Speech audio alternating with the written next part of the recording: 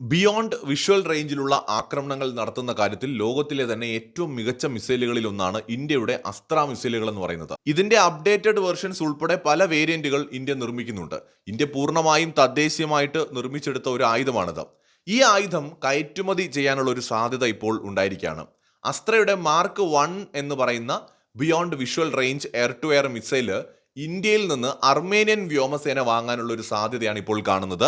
അർമേനിയയുടെ കയ്യിലുള്ള Sukhoi 30SM എന്ന് പറയുന്ന യുദ്ധവിമാനങ്ങളിൽ ഘടിപ്പിക്കാൻ വേണ്ടിയിട്ടാണ് അർമേനിയ ഈ മിസൈൽ ഇന്ത്യയിൽ നിന്ന് വാങ്ങാനായിട്ട് ആലോചിക്കുന്നത്. ഇതിന്റെ ചർച്ചകൾ പുരോഗമിക്കുകയാണ്. അത് അന്തിമ ഘട്ടത്തിൽ എത്തിയെന്നുള്ള വാർത്തകളും വരുന്നുണ്ട്.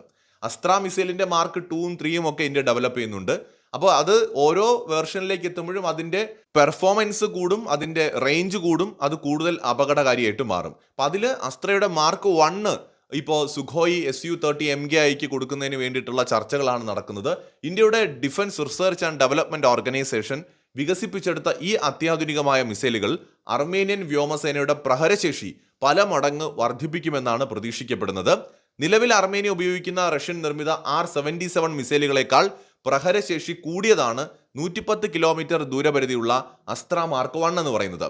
ഇത് യാഥാർത്ഥ്യമാവുകയാണെങ്കിൽ ഇന്ത്യൻ വ്യോമസേനയ്ക്ക് ശേഷം അസ്ത്ര മിസൈലുകൾ ഉപയോഗിക്കുന്ന രണ്ടാമത്തെ രാജ്യമായിട്ട് അർമേനിയ മാറും.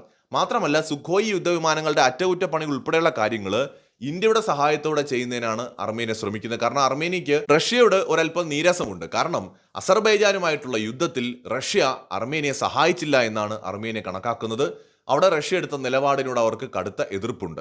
മാത്രമല്ല, റഷ്യ ഇപ്പോൾ യുദ്ധത്തിലുമാണ്. അപ്പോൾ അതുകൊണ്ട് തന്നെ റഷ്യയുടെ സഹായം കൂടുതൽ ഇനിയിപ്പോൾ അർമേനിയ പ്രതീക്ഷിക്കുന്നില്ല. ചൈനയെ സംബന്ധിച്ചിടത്തോളം ചൈനയുടെ ഒരു പോളിസി എല്ലാവർക്കും അറിയാമല്ലോ. ചൈന, പാകിസ്ഥാൻ, അസർബൈജാൻ, തുർക്കി ഇവർക്കൊപ്പമൊക്കെ പോകുന്നൊരു രാജ്യമാണ്. അവിടെയാണ് അർമേനിയ ഇന്ത്യയുമായിട്ട് കൂടുതൽ അടുക്കുന്നത്.